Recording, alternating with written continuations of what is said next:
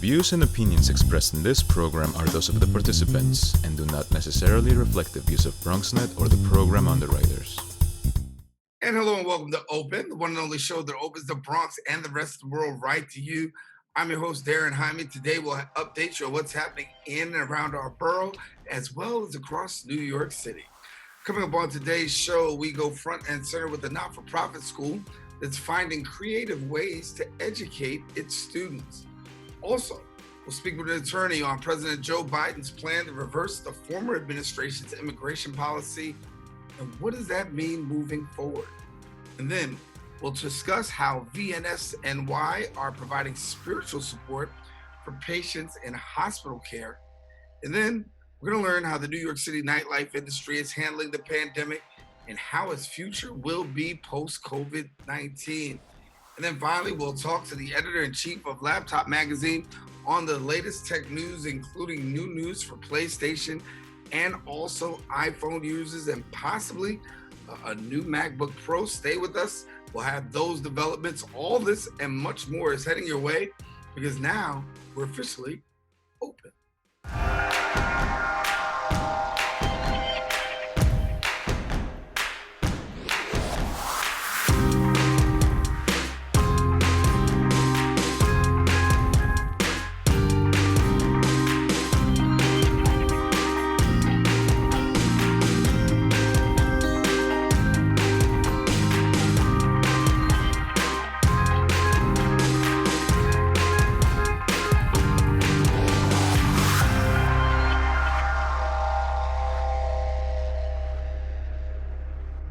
Hello, everyone, and welcome to Open. I am Daren Jaime, and today is Wednesday, March the 3rd, and you are watching Open, a live interactive program that brings the Bronx and New York City straight to you.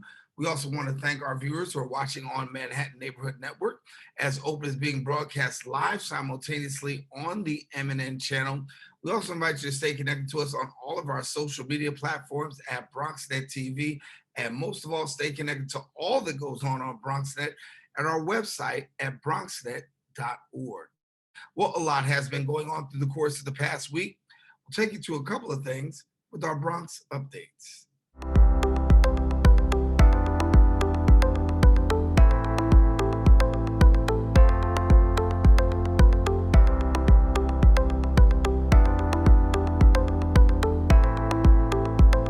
We start off with education news. The Department of Education Chancellor Richard Carranza announced his departure from leading the largest public school system in the nation and introducing his successor, Bronx Superintendent Misha Porter. Our BronxNet reporter Sanji Lopez has the story of the new Chancellor of Schools. After nearly 3 years as Department of Education Chancellor and a year into the COVID-19 pandemic, Richard Carranza announced that he will be stepping down. The change we've created together will help lift up generations of children to come. And I want to be really clear that this is because of the incredible work of the entire Department of Education family. To all my colleagues at the Department of Education, it is incredibly hard to say goodbye to you. And in my culture, we don't say goodbye, we say hasta luego. Carranza will be replaced by current Bronx Superintendent Misha Porter. Porter is a longtime city educator with decades of experience and will be the first Black woman to lead the nation's largest public school system. I'm ready to hit the ground running and lead New York City schools to full recovery. It won't be easy, but I've never done anything easy. But we've come so far since March, and Chancellor Carranza and the mayor have laid an incredible foundation.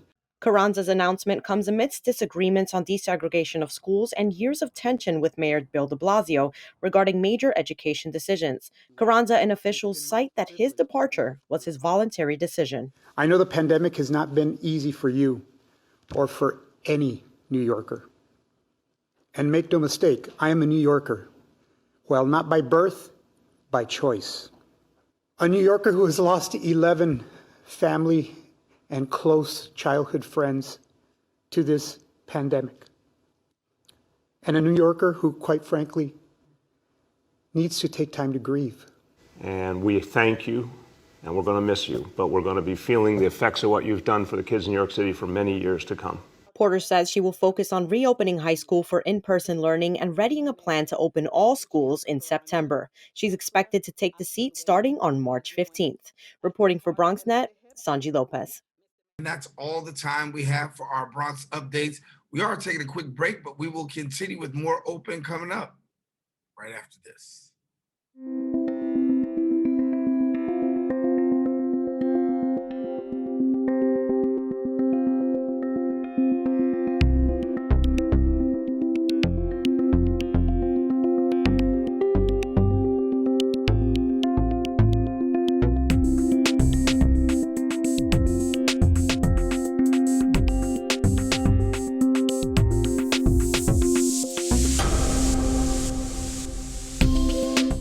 Welcome back to the show. The New York Institute for Special Education is a private, not-for-profit, non-sectarian educational facility with quality programs for children who are blind, visually disabled, emotionally and learning disabled, and preschoolers who are developmentally delayed. As we approach a year of living in the COVID-19 pandemic world, the institutions continued advancing their student skills, but the social distancing and sanitation guidelines have made it a difficult job for hands-on assistance. What types of approaches teachers and administrators can find in making creative ways to educate their students? Well, joining us now to tell a bit more about the details is the executive director of the New York Institute for Special Education, Dr. Bernadette Kappen, and we thank you so much for being with us. Thanks for having us today. It's been a challenging year, but one that we're so happy to be able to support the students. Yeah, we talked about it being a challenging year. Give us a little bit of insight into how it's been. I mean, we're almost coming up on a whole year. What's it been like for your institution?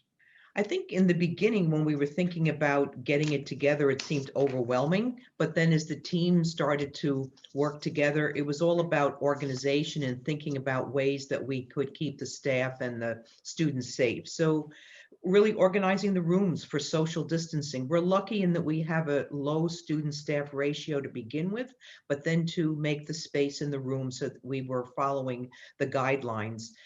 All of our children are so involved in touching through learning. So it's important, again, that they had individual bins for all of their items so that they weren't sharing items to make sure that everyone was safe. So we did a lot of work on that. The CDC, as you know, they were talking a lot about movement in the hallways and social distancing. If you have no vision, it's hard to know who's in front of you or 6 feet, which side of the hallway.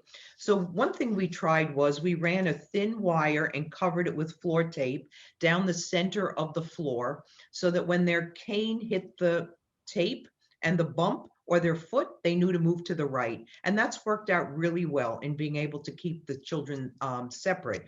We also keep the children in their cohorts. They're not moving around. The elementary always stay together, but for middle school and high school, they stay with their group rather than moving. And that's really been helpful. The kids, I have to say, have been terrific. I mean, they follow the rules, they wear the masks. It's hard. I think the socialization part is really challenging for them, that they're not able to be with their friends the way they were. But it's critical that they come to school. And we've had really good success with that in bringing the children to school and keeping them healthy. Yeah, when you talk about the socialization aspect, I think that's the first thing that comes to mind, right? That kids are, sociable. And this is a very important component, particularly for those who are blind. So the creativeness, how hard was it for you to develop a creative plan to be able to deal in this particular way? As you said, it is a challenge. We've been trying even at lunchtime, since they have to stay together. Before, when they would have lunch, they could sit with other friends and chat. We've been trying to use Google Meets at lunchtime so that they could talk with other students. We have a small residential program as well. So in the evening, they are at their tables, 6 feet apart. We give them more time in the lunchroom, in the dining room, to be able to be together and to chat. I think that's been helpful. We've tried to keep the same kind of social opportunities. The student government has had virtual Valentine's parties, holiday parties, so that we want them to be able to experience similar kinds of things, but it's in a different way. And so going forward, as we are now moving into a year, talk to us about how you see things playing out for the rest of the school year. I think that hopefully as more people, as we know, are getting vaccinated, that should have less stress and anxiety for people in thinking that they're going to get the virus. I very much see that we're going to be continuing to have social distancing, wearing masks. But I do think that maybe the anxiety will be less. And I'm hoping that more parents will feel secure in sending their kids to school because we've had good luck. We've really not had many issues here at school and keeping the students and the staff well. So we really want the children to be able to come back to school. Now that the weather will get nicer, we've been talking about what can we do more things outside. We have a small project with the Greenberg Nature Center where they do some gardening activities outside. We'll start that again. We're hoping to just bring more things outdoors for the students. We talked a lot about what the challenges have been like for students. Can you give us an idea about what it's been like for teachers from your perspective? That definitely is the thing that makes us successful, would be the teachers and the staff. When this all started, we didn't really have a sense of what was going to happen, but they quickly rallied. We did some staff training over the summer as well to gear up, that they were able to use the Google Classroom, Google Meets. It is a challenge in that we have children, they're here, many of them 5 days a week in class, as well as students that are at home. So the teachers are teaching both groups at the same time. Creativity is really what it's all about. And I think for the students and the staff, really to have that relationship is critical. We've had staff, even in the residential program, making connections with the students in the evening to make sure that things were going okay, if they needed more help with different activities. So it has been a challenge, I think, for staff to meet the new needs of the students. So for a person that's watching right now saying, okay, you're dealing with the blind population, and we know that most everyone has to like transition virtually. How do you do that in regards to bringing creative programming, bringing programming to students who are blind from a virtual platform? We had to really gear up with the technology. Every student had their iPad at home, their keyboard. Students use what's called voiceover, where everything that's seen on the screen they can hear, so that we need to make those adaptations and other pieces of assistive technology to help them be involved. It's not easy because, again, for many of the younger students, they're learning the technology. It's a little bit easier for students that are maybe in high school that have had more experience, but it's really important. The parents, I will say, have been a huge help in working with the students at home, getting them logged in if they're not familiar with being able to do that. As you know, many blind people use Braille as their primary medium, and that's a challenge, particularly with young children, in teaching them Braille because it's such a hands-on activity. So that, again, is where we need the parents' help if they're at home and here. Staff, again, in teaching to our students, we really couldn't always maintain 6 feet because you need to be close to them, but they have used the appropriate PPE and they've engaged with the students to make sure they get what they need. So if people want more information about how they can support, what can they do? What can the public do to continue to support the work that you're doing? I think one thing is awareness of how terrific kids are that are blind and visually impaired, and to really be promoting the idea that they can do whatever they want to do. One thing during this time, we have many students that are graduating, and one of our vocational teachers, she arranged several different Zoom meetings with the different colleges in the area so the students would still be able to apply and be part of college. Internships, that's one thing too. In the public, if people are listening and you have the desire to have a student for an internship, we have students that are really capable there. And also, if you have a child that's blind or visually impaired and you need some help during this difficult time, we're here to help you. So I'm looking right now and I'm saying to myself, we're at a year. A lot of people have gotten this fatigue, if you will, of dealing with the whole process for about a year. Give me how you guys are doing from, an emotional standpoint of really trying to navigate and pivot, and then at the same time just dealing with the virus and all that this pandemic has caused head on. That's something that's important. I think in trying to keep motivated, when we started the school year out, a theme that we had was joy, in trying to bring joy into each day, even though it's such a struggle. And I think thinking of the positive. The positive is seeing the children and how happy they are to come to school. We've tried to do some things with the staff to keep them connected. We've had virtual activities for the holidays. We'll be upcoming having a staff appreciation activity. And I think just being connected in whatever way we can and being happy to see each other, I think that's important when people have struggled so hard with the virus, either themselves or their family members. Dr. Bernadette Kappen, thank you so much for being our guest here on Open. Certainly our pleasure to have you. And maybe one day we'll have one of your students on and they can talk about it too. That'd be great. Thanks so much. All righty, Dr. Bernadette Kappen, our guest here on Open. Now, if you want more information, we encourage you, please visit their website, nyise.org, or you can follow them on social media at nyise999.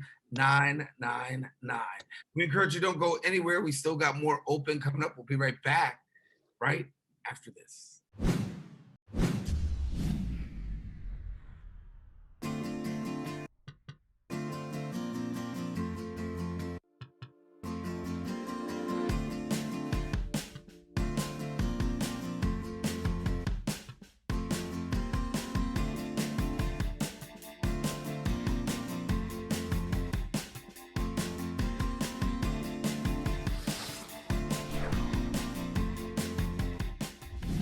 And welcome back to the show. On February 2nd, President Joe Biden signed 6 executive orders reforming the nation's immigration system.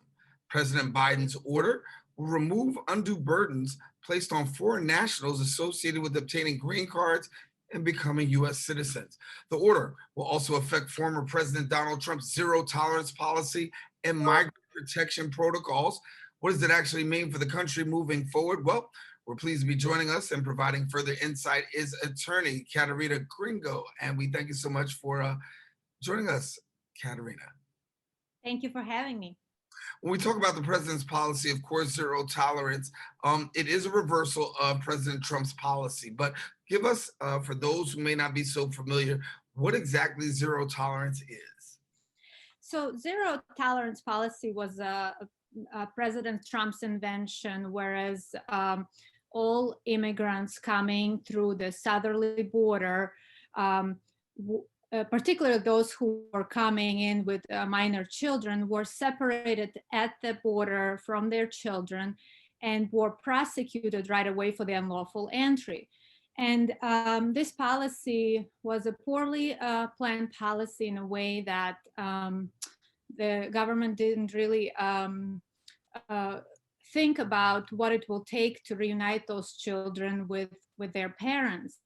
And so it resulted with about over 600 children still not being reunited with their parents as of January of last year. So President Biden's administration is looking to immediately eliminate, they have already eliminated this type of policy. This is not going to be something we will have to deal going forward. We also know about the public charge rule, and I want to talk a little bit about that, because when you look at the public charge rule, it made it difficult for undocumented immigrants to obtain green cards if they were receiving government assistance. Now, I know yourself, satisfied, but you still want to see a little bit more? Correct. So the public charge rule still exists. It has not been eliminated. It's another layer to the green card application process, which we have in place today. And it requires applicants to not only demonstrate that they have never sought public help, but that they are also financially stable, or their petitioner, the person who's sponsoring for them, is financially stable, right? So that application, that another layer of application requires those individuals to show that they have a good credit score, some sort of strong, education or work employment goals. So it is definitely still there. and we're hoping that this will be eliminated as well. And when we talk about elimination, we do also understand that President Biden has made another elimination, that particularly when it comes to green cards or revoking his pause, former President Trump's pause on green cards. When we look at the green card situation, can we expect now more people to be issued green cards under the Biden administration? The main aspect of what has been removed, the ban on employment-based green cards, right? So in other words, during March of last year, with the influx of COVID cases, President Trump implemented the ban specifically on employment-based green cards, right? And really with the position that it will help both the U.S. economy in protecting the U.S. jobs, and also will, protect the population from the health standpoint. But certainly, yes, now with this ban being lifted, we expect more eligible individuals to apply for employment-based visas, immigrant visas, which result in green card and hopefully come to the United States.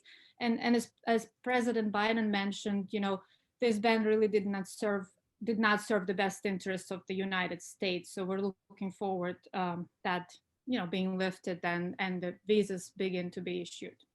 Yeah, we're looking at polar opposites when we talk about President Trump and President Biden when it comes to the whole issue of immigration. I know it's something that's partisan. I know that there are Republicans who feel a certain type way about immigration and basically securing the borders. But when we look at President Biden, definitely a new approach and from that of President Trump. Talk to me about what we can expect possibly going forward with the Biden administration and possibly some other immigration policies that we can possibly see enacted. Well, first of all, with respect to protecting U.S. borders, President Biden still is, his proposal includes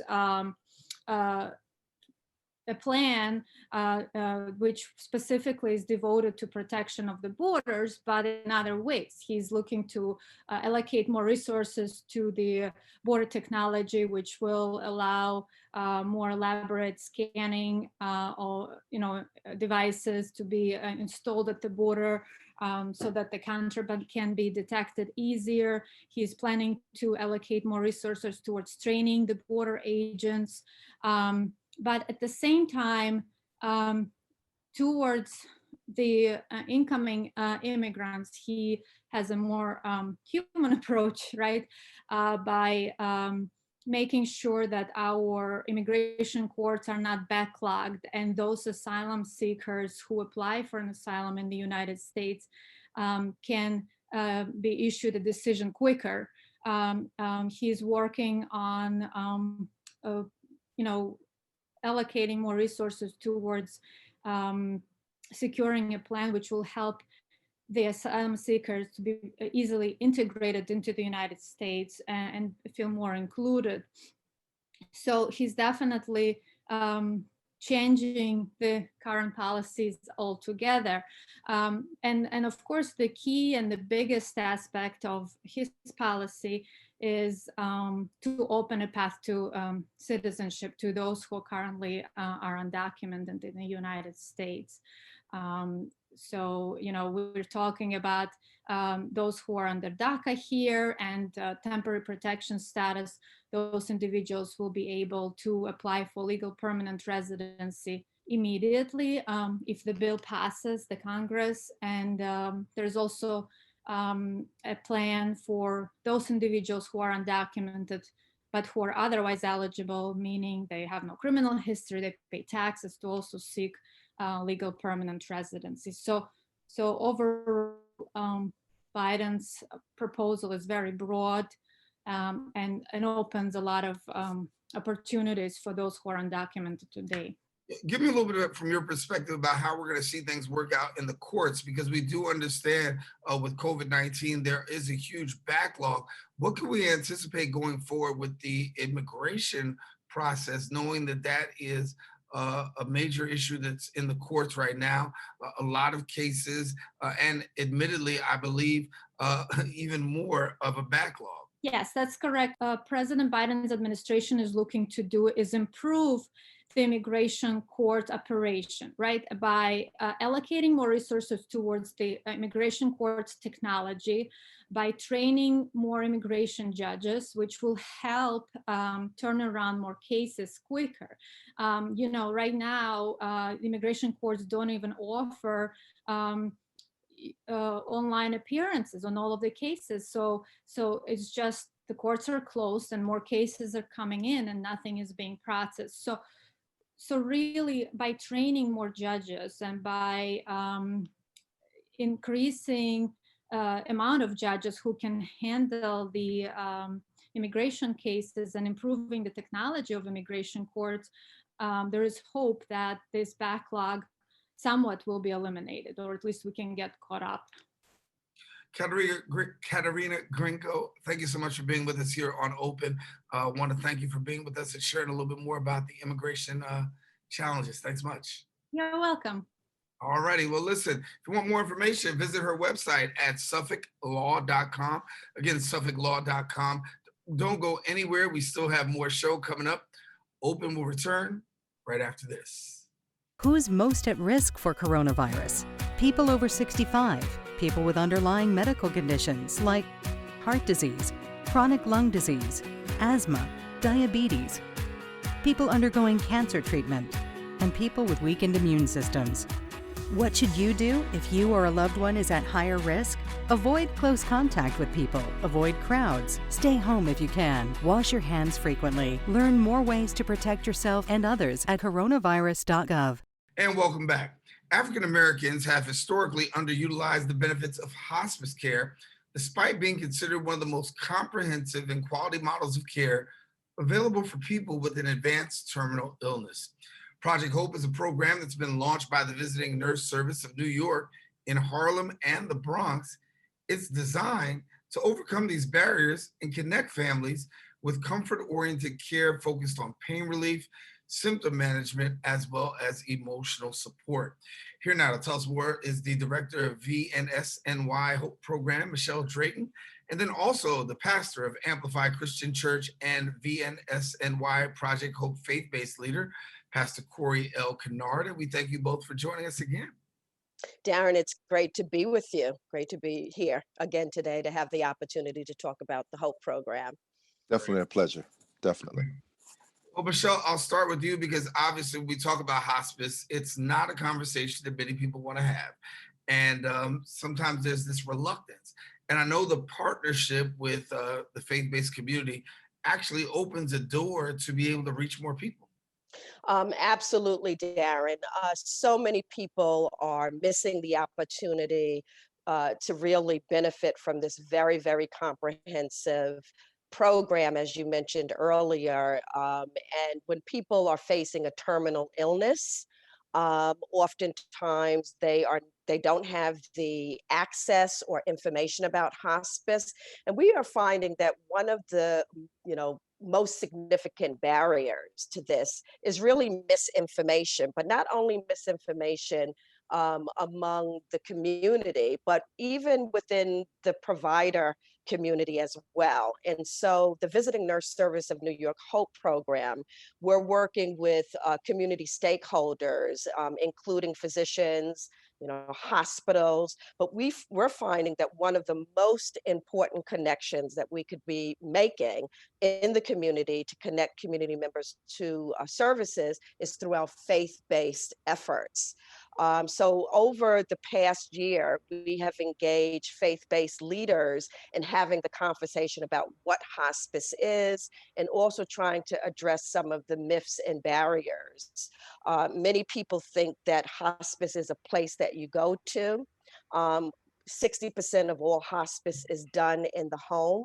And people feel that you have to be really so close to end of life before you can benefit from hospice, when in fact, if you have a prognosis that is a trajectory of illness and thinking that a person may pass away within a year or 6 months, that's really the time to consider hospice at home for both, as you mentioned earlier, comfort, care, and pain management, and not aggressive therapy. Let me get in Pastor Kennard and talk to him for a minute. As a faith-based leader, obviously you're considered a credible messenger, and you have the opportunity to talk to your congregation and those in the faith community about hospice care.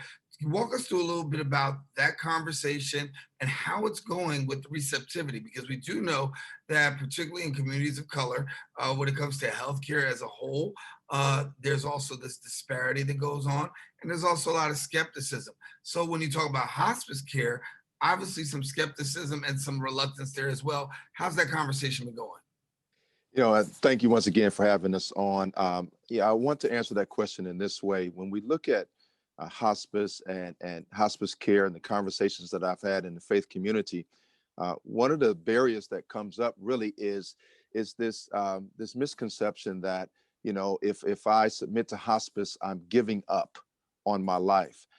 When in actuality, we're dying daily. And so because we're dying daily doesn't mean that we're giving up on living a quality life. And so when we look at life in general, yes, life involves death, but it also involves living the best life that you can possibly live. And hospice offers that opportunity and assists those individuals when they are not able to do that themselves. And so with the conversations going on in the faith community, it's important for faith leaders to understand that when it comes to hospice care, when it comes to caring for the dying, when it comes to quality of life, all of these principles are found in our faith books. And and as a Christian, when I look at the Bible and I read the Bible, I see the Bible in and of itself as a roadmap and a guideline, not only on how to live, but what does it mean to leave a legacy and pass on things to that next generation? And in order to leave a legacy, you have to die in order for that to really occur. And so death is a part of life, and I try to get faith leaders to understand the importance of seeing it as such. Yeah. Michelle, a little bit about some of the myths, because there are myths that are associated with hospice and also some misconceptions. So give us a couple that we can be able to debunk for people who may be considering this and need to have the right information. Mm-hmm. So I think, Daren, one of the most important myths is that hospice is a place that you go to. So first and foremost, hospice is done in the home, whether your home is a nursing home or, your residence. Hospice is expensive. Hospice is a part of one's Medicare benefit. Okay, so if you're not of Medicare age, hospice can be paid for through Medicaid. There really is no financial barrier to hospice. And we also do charity care. I have to be imminently dying. I have to be bedbound. No, I have to be over 65. These are all myths about hospice. Or I think one of the other major issues is fear and trust. Right? I mean, and there's some legitimate reasons why people mistrust the healthcare system. I think the most important thing people need to do when they're facing a terminal illness is they need to make sure that they're having the conversation with their healthcare provider, and that if they're not getting the answer from their healthcare provider, they need to go to another healthcare provider. And really the importance of weighing one's options. What the data actually shows is that actually hospice helps to prolong life. With hospice, you get a registered nurse coming in, assessing what your physical needs are, as well as your emotional needs. There's a social worker, there's a spiritual care counselor, and then also there's a home health attendant. And what I found with working with patients through the Visiting Nurse Service of New York is that oftentimes those patients have a better quality of life. And we know that things like stress or isolation actually lead to quicker and more pronounced illness. So if you have a comprehensive team surrounding you that's focusing on your comfort, care, and your goals, that may be that you want to get to your daughter's wedding or you want to go to a event. we will focus on that goal and support you through that process. So people are actually living longer. So hospice should not be equated, as Pastor Corey said, with giving up. This is about taking control of your life and actually being empowered. Pastor Kennard, what results have you seen as a result of this partnership, particularly within the faith community, of getting that message out? I've witnessed awareness, a newfound knowledge base that our faith leaders are now having as it relates to how they even approach ministry, how they look at scripture, how they look at caring for the sick and caring for the dying.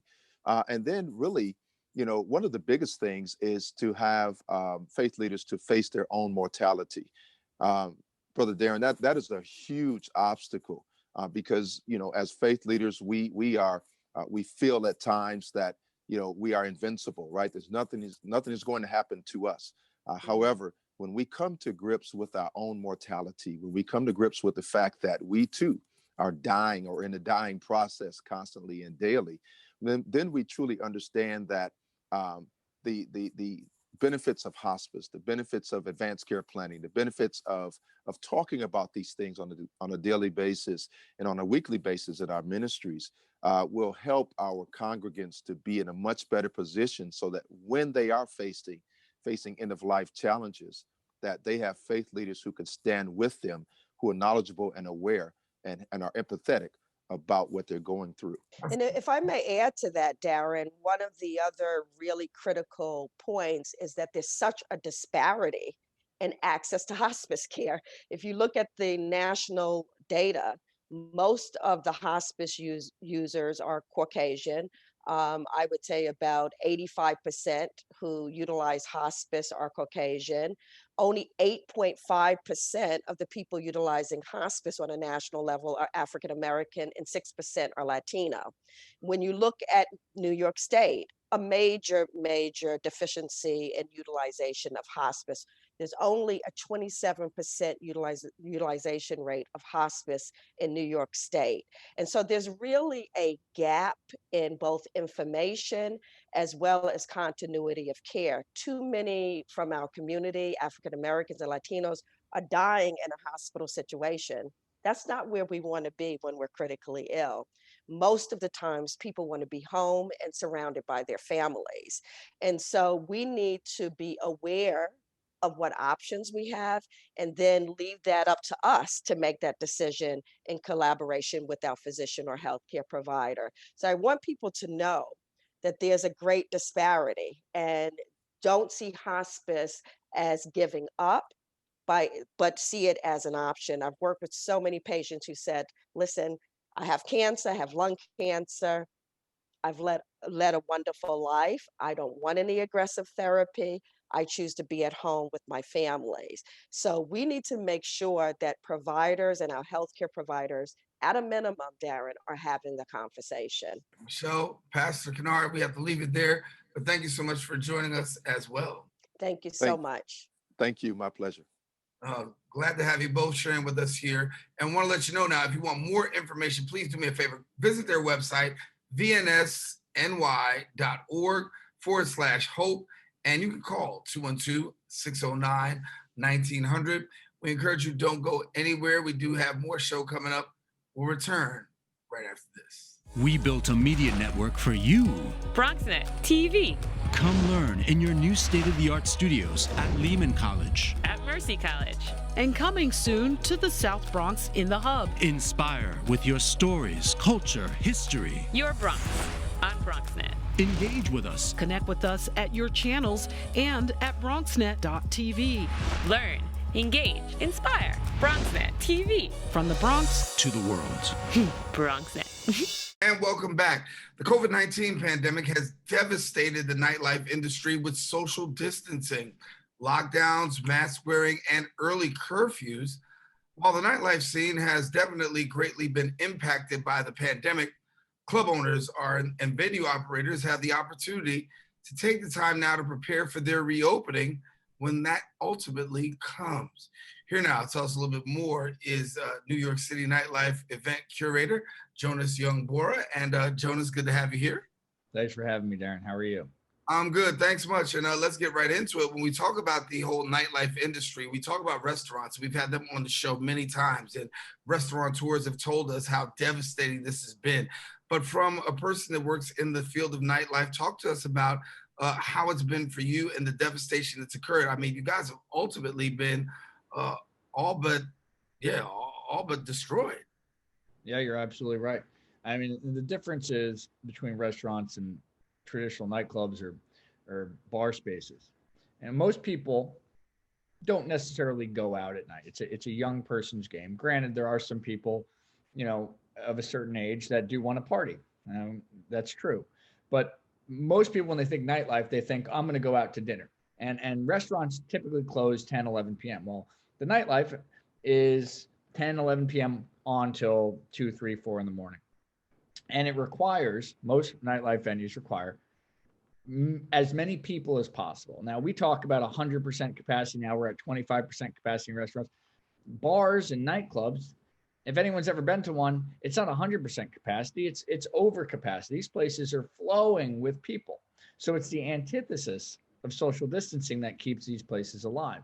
And with the current guidelines, it's impossible, as you said, to run an operation.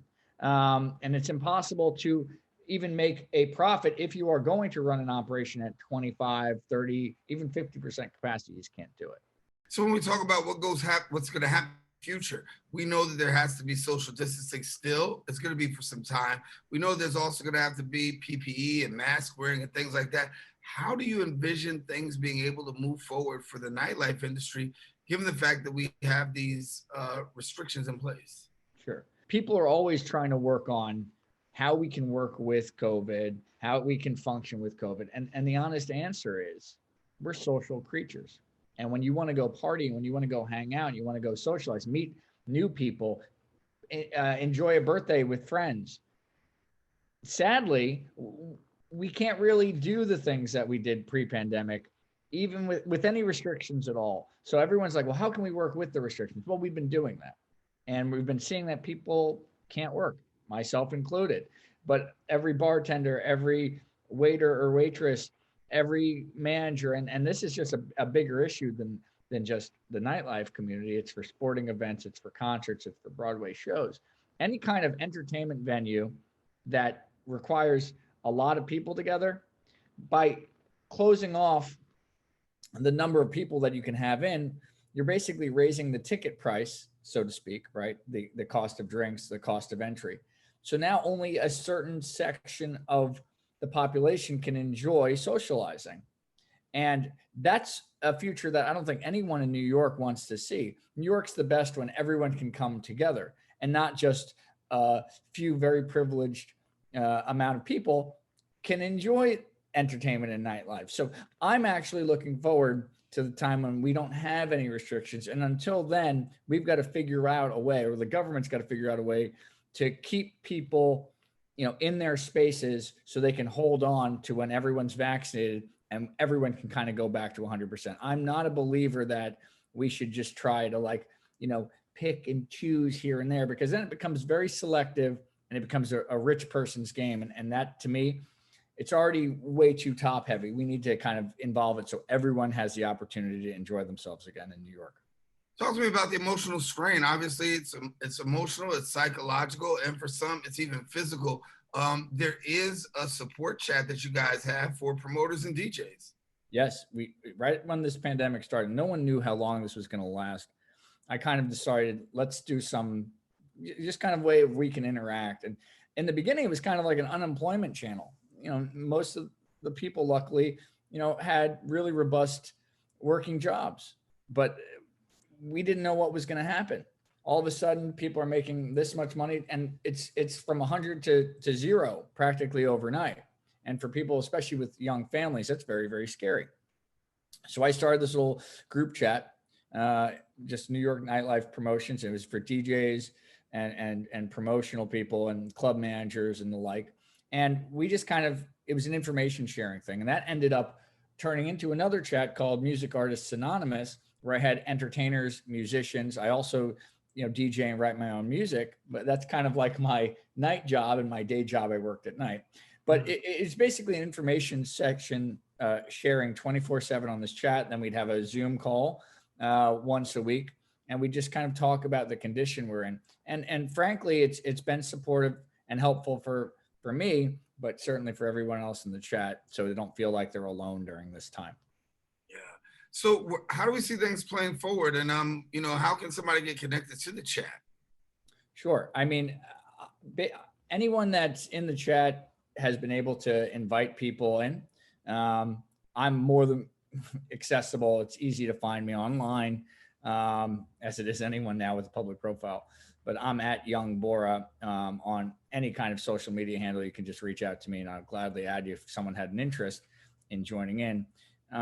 But the future, what I'm hopeful for is getting back to normal and doing that as soon as possible. New York is in an unusual situation compared to other states because we aren't wide as we are tall.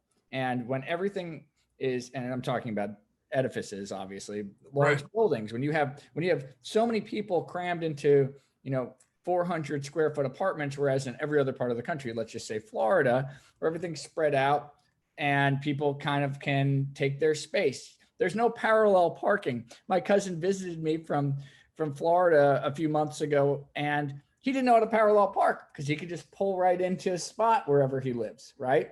New York is the most jam-packed place in the country. So the only way we're going to get back to what we need to is when everyone's vaccinated and when people in the public feel safe about going out. And I think that's going to come sooner than later, but I hope and I pray that it really does, because it's going to save a lot of people's jobs and a lot of people's homes, and no one wants to see a further continuation of what we've been experiencing. Yeah. Jonas, got to leave it there, but man, thank you so much for sharing. And really, I hope that things do get better soon. And particularly as we talk about people who've been adversely affected, definitely those in the nightlife industry. So thanks so much for sharing, and also providing a safe space for people to be able to communicate during this time. Thanks much. Thank you so much for having me, Daren. All right, taking a quick break. We got more shows. Stay with us. We're coming right back right after this.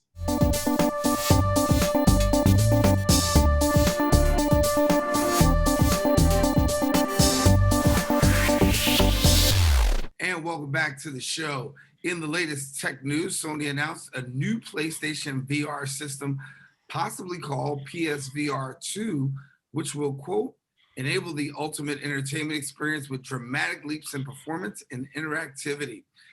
Also, many tech lovers have turned their attention to the iPhone 13 and the three other variants expected to join the lineup: the iPhone 13 mini, iPhone 13 Pro, and the iPhone 13 Pro Max. Our next guest is here to break down what this means exactly for you. We're pleased to be joined by Sherri L. Smith, who is the editor-in-chief of Laptop Magazine. And Sherri, good to have you. It's a pleasure to be here.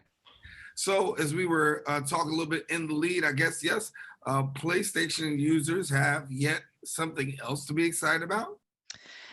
Yes, if you have managed to finally get your hands on a PlayStation 5, A, congratulations. And B, I hope you're enjoying your games. But last week we saw the announcement of the PSVR 2, which that's the tentative name. We don't know if that's going to be the name officially. And that is the follow-up for the PSVR, PlayStation's virtual reality headset. Currently, the old PSVR can work with the PS5, but you need a special adapter that Sony is being kind enough to send to users for free. But new is new. So we are really excited to see what Sony has in store for virtual reality fans this time around. What I'm hoping for is at least cutting down on some of the things required to get to use the system, because before you needed this complicated setup with this other box. So it's a box on a box on a box. You had to sit down or stand up, so you couldn't move around like you can with say the Oculus Quest 2 or the Vive Cosmos. and I'm just hoping that they've found a way to simplify some things. And at least, rumors have it that for right now, that at least they've got it down to one cable. So it's great. So if they can keep going with that, we're off to a good start. There's no ideas yet, or information on resolution or what games are going to come out, but it's good to hear that Sony hasn't given up on its VR program. So when we talk about Sony, I wanted to go from Sony to Apple. As we're talking, Apple's got a couple of things that could potentially be exciting for those people who are MacBook Pro users. Yet another MacBook Pro. Yet another MacBook Pro.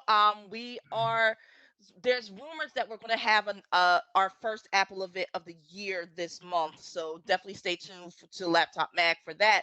And so there are a couple of things. So we're expecting the refresh of the 16-inch MacBook Pro, and like the 13-inch MacBook Pro and the MacBook Air, we're expecting it to have Apple's new M1 graphics, which have taken the computing world by storm with their performance, endurance, and what have you. Except with the 16-inch, it will be the M1X chip, which is an even more powerful chip. Other rumors with that is that, excuse me, we should expect a mini LED screen, which is even better than OLED. So you think even more vivid colors, brighter display, just a really stunning thing to look at. And it's also energy efficient. And supposedly, this is the rumor will that Apple is bringing back some old school ports, namely the micro SD slot and the HDMI port. Which, if you're a content creator, which a lot of us are, even if you're doing TikTok or you're doing video editing, photo editing, a lot of us have taken up becoming content creators during this pandemic. So that's music to the ears of those folks. And there's rumor that we might get a 14-inch MacBook Pro. I'm not too sure about that one, because that would run right up against the 13, but stranger things have happened. So talk to me about the phone, though, because there's a lot of talk about a new iPhone 13 that possibly could be released. What are we hearing here, and what can you tell us? Yeah, it's been so nice. You gotta follow it up. So, MacBook 13 is going to the iPhone 13 is going to come in 3 flavors. So, of course, you've got your mini, you've got your iPhone 13 proper, and then the Pro. They are going to, we're still waiting to see what exactly is going to come of it, but right now if we're anticipating that the prices would start at about $699 for the mini and go up to $799 for the 13, and maybe $999 for the Pro. And if you want to really max it out, then you can get the $1099 variant, which would probably bump you up to 128 gigs. Which is big because that's a big increase for storage, because if you are an iPhone user, you know that Apple can be a little stingy with the storage. So 128 gigs, that's a big deal. Another rumor that's going on with the iPhone 13 is this is the first time that we're going to see a portless phone. So that means goodbye Lightning. We've already gotten rid of the headphone jack. So instead of using the Lightning port, you would be using the magnetic MagSafe chargers and basically charge your phone wirelessly. Oh no, that's what I got cords already. I mean, let's deal. I mean, I've got cords and I've got the old cords. It's every time there's an update, you always have to just keep up. But I'll go back here though. I hear this talk about going backwards because we're now hearing something about foldable phones that are now coming into play. What can you tell us about foldable phones and the possibility of it making an existence? I mean, we used to kid people about it being a flip phone, but it seems like it might become a reality. Foldable phones they're making some headway into the market space. So, of course, we have the Galaxy Folds and the Z Fold, and LG has been working with something called the Rollable, where it like you kind of pull it out like a piece, like a scroll almost, um, and that is kind of maybe in the works because LG is debating on whether or not they're going to continue to make phones, but they seem like they're really committed to this phone. But even there are patents that suggest that Apple might be getting into the game. So once Apple jumps in, I think foldables will really have arrived because you know that it's not done until Apple does it. So there are patents hinting that Apple is at least considering the idea, and there are rumors that LG is going to be supplying the foldable screens to a lot of its competitors. And LG already has considerable experience with rollables because if you haven't been paying attention to a bigger screen TVs, they have rollable screen. They have rollable TVs. They like have TVs that are like paper thin that you could just hold, put on the wall, it rolls out. So they know what they're talking about when we're talking about rollables and foldables. And on the Samsung front, there are rumors that they are going to retire my beloved Note series in favor of the folds and give it a pin and all that fancy stuff. I hope they do not do that. I just make another foldable. I personally love my Note the way it is. Just make it more powerful and give it better cameras, in my opinion. As we approach spring, talk to us a little bit about spring. What can we expect coming forward in the spring? We are going to see a lot more gaming laptop releases because as when we talked last time in January, we had Nvidia had announced new graphics cards, as did AMD. So we're going to see a lot more of those rolling out. In terms of Apple, if the event is in March, then we should probably see new MacBooks in April, which isn't too far down the line. Um, and we're going to see, and Intel has started showing off a few of their new chips. So we're going to see a lot of refreshes, not entirely new systems per se, but basically laptops are going to get more powerful with more endurance. Sherri, we got to leave it there. Thank you so much. I mean, a lot to talk about. Of course, we'll bring you back as the spring continues to come forward. And I know there'll be some exciting new releases and some embargoes, hopefully, that you'll be able to share with us. Absolutely. All righty. Sherri L. Smith, who is the editor-in-chief of Laptop Magazine, bringing us the latest. If you are an iPhone user, maybe it is something to be excited about, but definitely something to talk about when we talk about the reinvention of possibly the flip phone coming back out. All right. Well, now, if you want more information about Sherri and Laptop Magazine, please go to their website, laptopmag.com. Also, you can follow them on social media at laptopmag. All right, well, we've come to the end of our show today. I want to thank all of our guests for joining us, but most of all, you, the viewer, for tuning in. If you missed any part of today's show, don't forget, catch the Recablecast, Bronxnet Channel 67. If you have Verizon Files, that's Channel 2133, or anytime on the web at bronxnet.org.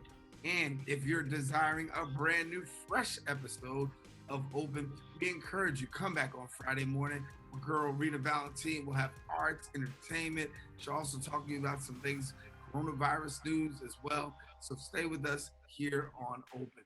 Yes, I'm out of time. Daren, Jaime saying take care, God bless, but most of all, keep this channel wide open.